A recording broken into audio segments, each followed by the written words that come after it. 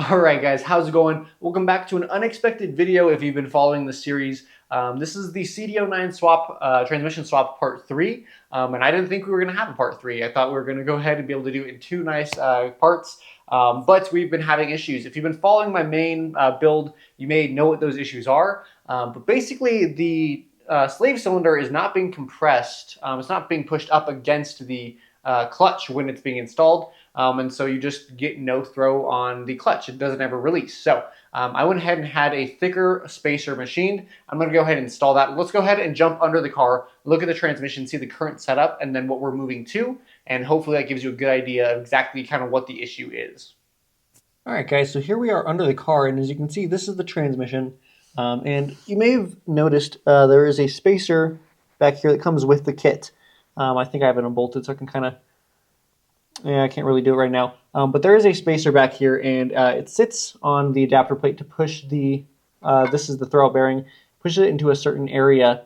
But this isn't engaging on the actual clutch itself. So I have a larger one machined here, much thicker, and we're going to go ahead and replace that one with this one.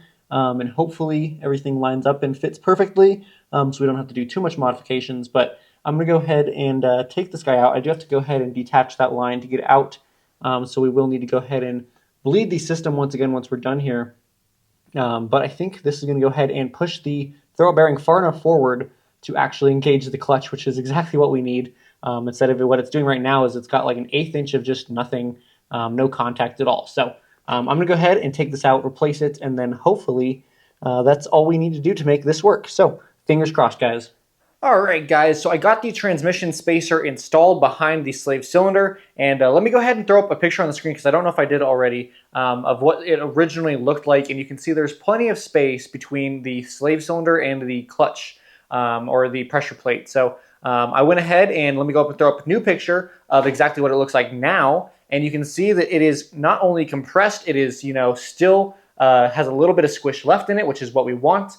And I don't know if you guys can tell, but there's actually a tiny little bit of spline that you can see between the front of the sleeve that the throwout bearing rides along, and then the actual clutch itself. And that means that we aren't sandwiching anything together, so it is a perfect fit. You could probably give it like 1 millimeter less, but I think it is a really, really good spot. So I don't know if I mentioned this already, but I used a 22 millimeter spacer. I'll go ahead and throw up a picture of the stack up so you can see the original spacer underneath, and then the 22 millimeter spacer up on top of that, and then the throwout bearing itself. So that whole thing, I used 55 millimeter M6 bolts, threw them all together, and everything is looking really, really good. So I'm not going to go ahead and publish this video until we get a drive out of this because I want to prove that it's working. But you can see I got the shifter back installed again, and of course we have all of our gears, and everything is working really, really well. So super happy with this, guys. Let's go ahead and cut to me actually driving this car to prove that you can CD009 swap your Z31 with only a little bit of extra pieces needed than originally thought. So let's go ahead and see how it drives. All right, guys, how's it going? We are in the Z. We're finally driving. I know it's been a few months since the rest of that video was filmed, so there's been a little bit of work on here. But honestly, the transmission swap, I've driven it a couple times now, and it is going really, really well. So, other than just being loud because I have a downpipe, I'm really, really excited because this transmission is working so well. I don't know if you guys have been following the channel, but if you have, you know that I've just been having tons of transmission issues trying to find a good, reliable transmission, and I'm so glad that I finally have one. Grind, it doesn't make weird noises. It is just a nice, smooth transmission. So I'm definitely very happy for it. So, guys, if you have any questions, definitely let me know. It's a pretty straightforward swap, but it does kind of require a little bit of work to go into it.